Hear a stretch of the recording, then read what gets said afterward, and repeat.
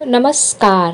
उन्हाळा सुरू झालेला आहे, तर आपण झटपट आपल्याला उन्हामधून घरात आल्यावरती किंवा मार्केटमधून जेव्हा आपण उन्हातून घरात येतो त्यावेळेला आपल्याला घरात आल्यावर असं थंड काहीतरी प्यावंसं वाटतं. तुम्ही जर अशी संत्र्याची पावडर घरात करून ठेवला तर अगदी सहज एका मिनिटात तुम्ही संत्र्याचं सरबत करून पिऊ शकता. त्यासाठी मी इथे 4 संत्री घेतले. संत्री मी धुवून पुसून घेतलेली आहे. संत्री आपल्याला धुवून पुसूनच घ्यायचे. आपण ही संत्र्याची पावडर करत आहोत, त्यासाठी आपल्याला कुठेच पाण्याचा वापर करायचा नाही. संत्र्याची साल काढताना सुद्धा ती जेवढी जमेल तेवढी मोठी काढा. का मोठी काढायची ते मी तुम्हाला पुढे सांगणार आहे. संत्र्याला जे धागे असतात, व्हाईट पार्ट्स, तो सुद्धा आपल्याला काढून घ्यायचा आहे. आतल्या बिया सुद्धा काढून घ्यायच्या आहेत. 2 अंगठाने मध्ये प्रेस केलं की आतल्या बिया बाहेर निघून येतात. पण तुम्हाला जर तसेल जमत, संत्र्याच्या पाकळ्यांमध्ये जर बारीक बारीक बिया असतील तर तुम्ही 2 अंगठ्याने अशी साल 2 साईडला केलात ना, तर तुम्हाला आतल्या बारीक बारीक बिया सुद्धा अगदी सहज काढता येतील.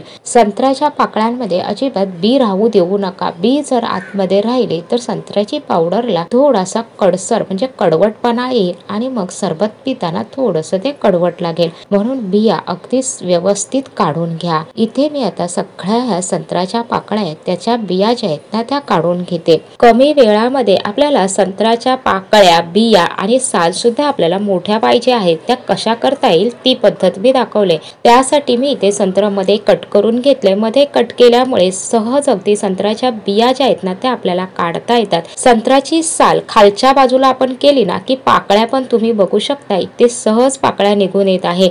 आपल्याला साल सुद्धा अगदी मोठी पाहिजे, ती साल सुद्धा आपल्याला तशीच मिळाली आहे. म्हणून संत्र जर तुम्ही असं मध्ये कट करून घेतला तर तुमचा इथे वेळ सुद्धा खूप वाचेल. इथे आता जरी आपण ह्या पाकळ्यांमधल्या बिया काढून घेतल्या तरी सुद्धा आपल्याला पुन्हा एकदा असं चेक करायचं. कुठे एखादी बी राहिली असेल ना तर ती काढून घ्यायची. मी शेजारी पाणी गरम करायला ठेवलेलं आहे. पाण्याला चांगली उकळी आली की त्यामध्ये आपल्याला एखादी रिंग किंवा प्लेट ठेवून घ्यायची. साली ज्या आहेत ना त्या आपल्याला एका अशा प्लेट वरती ठेवायचे. वरती झाकण ठेवून गॅसची फ्लेम मध्यम ठेवून आपल्याला 10 मिनिटं ह्या वाफवून घ्यायचंय. त्यापेक्षा जास्त वाफवू नका. 10 मिनिटं झाले की आपल्याला गॅस बंद करून घ्यायचा, झाकण काढून घ्यायचं. संत्र्याच्या साली आहेत ना त्या अगदी थोड्याशा हलक्या अशा थंड झाल्या की आपल्याला ह्या सालीमध्ये जो व्हाईट भाग दिसत आहे ना तो आपल्याला काढून घ्यायचा आहे. काढून चमच्याने घ्यायचा आहे. चमच्याने अगदी सहज ह्यातला व्हाईट भाग आहे ना तो निघून येतो. पण चमच्याने काढताना सुद्धा हलक्या हाताने काढायचा, म्हणजे पटापट सहज सगळा व्हाईट भाग निघून येतो.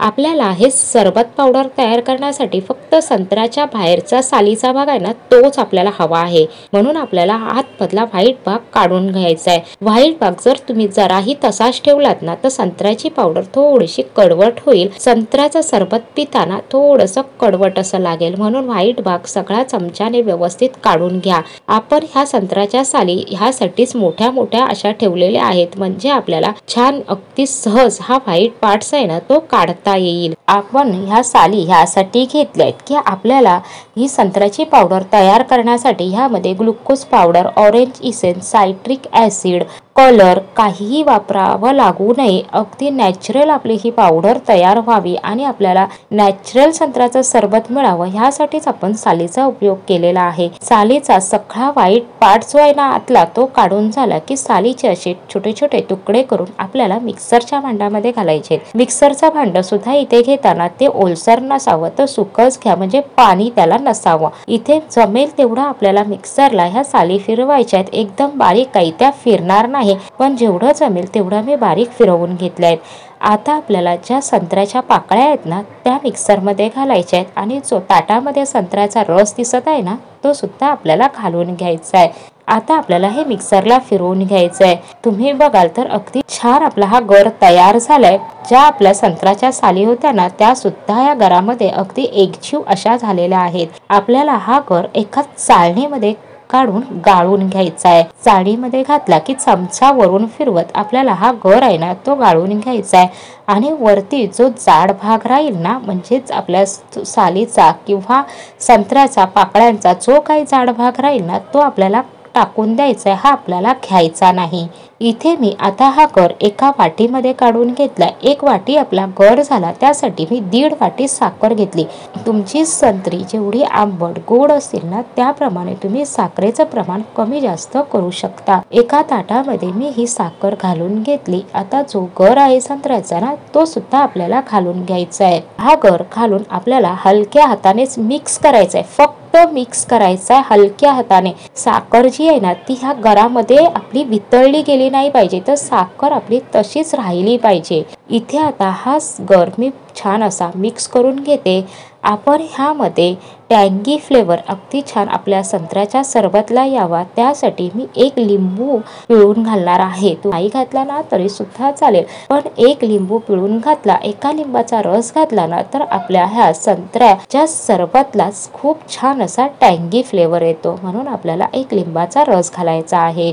इथे आता हलक्या हातावरतीच मी हा सगळा गर साखरेमध्ये छान मिक्स करून घेतला। तुम्हाला एकाच ताटात दाखवलंय, पण तुम्ही इथे जर तुमच्याकडे मोठी मोठी ताटं असतील ना तर 2 किंवा 3 ताटामध्ये तुम्ही हा संत्र्याचा गर घालून छान एकदम पातळ असा पसरून ठेवलात आणि दुसऱ्या दिवशी पुन्हा जरी तुम्हाला वाटलं की थोडासा तो ओलसर आहे तरी सुद्धा तो वर खाली करून मिक्स करून पुन्हा घेऊन पुन्हा पातळ असा पसरवून घ्यायचा।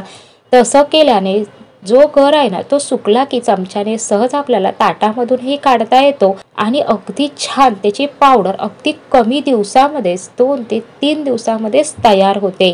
जेव्हा आपण हा ताटामध्ये घालणार तेव्हा दुसऱ्या दिवशी तो पुन्हा आपल्याला वर खाली करूनच प्रत्येक वेळेला त्याच पद्धतीत जर सुकवलात ना तर तुमची पावडर छान तयार होईल। तुम्ही बघू शकता अजिबात पावडरला ओलसरपणा नाही, छान आपली अशी मोकळी अशी कोरडी पावडर संत्र्याची तयार झालेली आहे। एका मिक्सरच्या भांड्यामध्ये घालून पुन्हा आपल्याला मिक्सरला ही फिरवून घ्यायचे। मिक्सरला फिरवताना आपल्याला चालू बंद करत मिक्सरला फिरवून घ्यायचे, म्हणजे छान याची पावडर तयार होईल। आपण मिक्सर चालू बंद करत फिरवला, तुम्ही बघू शकता आपली इथे छान संत्र्याची पावडर तयार झालेली आहे। पावडरला कलर बघा किती छान कलर आलाय आणि छान असा संत्र्याचा फ्लेवर सुद्धा आपल्या पावडरला आलेला आहे। आपण ही पावडर तयार करण्यासाठी अजिबात glucose powder, orange essence, citric acid किंवा कलर वापरला नाही, तर अगदी नॅचरल अशी संत्र्याची पावडर तयार केलेली आहे। म्हणजेच आपल्या इथे नॅचरल असं संत्र्याचं सरबत तयार होणार आहे। ही पावडर तुम्ही एका हवाबंद बरणीमध्ये भरून ठेवलात तर 6 महिने छान राहते।